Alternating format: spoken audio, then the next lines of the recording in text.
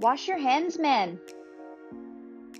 Okay, just to help you distinguish a little, I'm going to talk in accent so you know that this is a little different than ionic. We just talked about ionic, which is between a metal and a non-metal. If you have ionic bond, you should always look at these rules over here. You should only use these rules for ionic bond between a metal and a non-metal. But now we're going to look at covalent, which is between two non-metals. So if you go over to the periodic table, that means that everything is going to be from over here. From all the non-metals. Hydrogen would also be included. Okay, so our first compound that we're going to look at is NBr3. So let's find N. Okay, here is N. Let me change the color.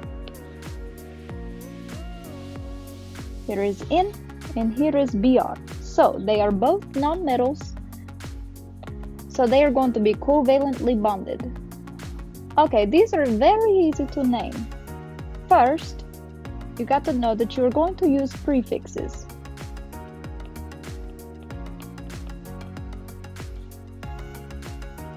Okay, second, you got to know that the second word is going to end in "ide".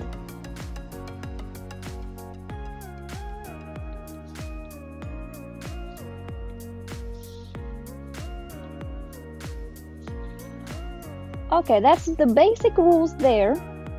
If you do not know prefixes, you need to copy these down in your notebook. Do not be lazy because you will need these, and if you don't have them, you will not be able to do the work.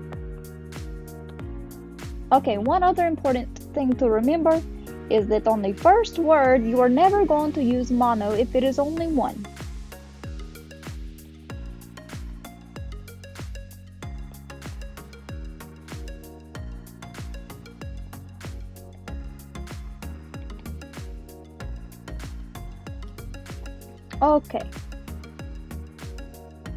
Okay, now looking back at our example, NBr3.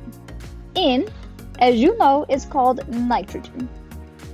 So nitrogen, then you need the prefix for 3. And if you don't know that, you should look at your table. You will have to memorize, but for now you can use it. 3 is going to be tri. See? Tri. So, then we have nitrogen tri bromide. And that is your answer. See, very easy. Now, I want you to do practice problem, okay? Here is your problem. It is going to be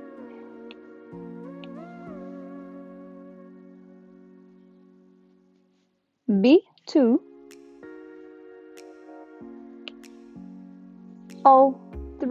Now, I want you to pause the video and you do this practice problem. Do not be lazy because you will want to practice. So please pause your video now. Okay, thank you. So, first you have to go over here.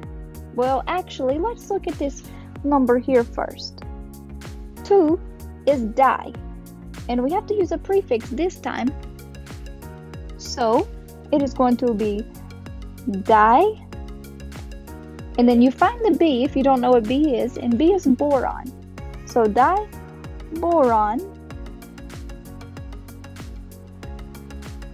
And that covers the first element. And now we see a 3, which is tri. And then you have to know what the O is, and it is going to be oxide. Okay, I hope you got that right, and now we will do one more practice problem. This one is going to be CO. So please again, pause the video, do not be lazy. Pause the video and try it. Okay, So we know that C is carbon. And remember, the very first step actually is to make sure that this is a covalent bond before you use the covalent rules. So we have carbon. We do not put the mono before it because it is the first element and we never use mono there.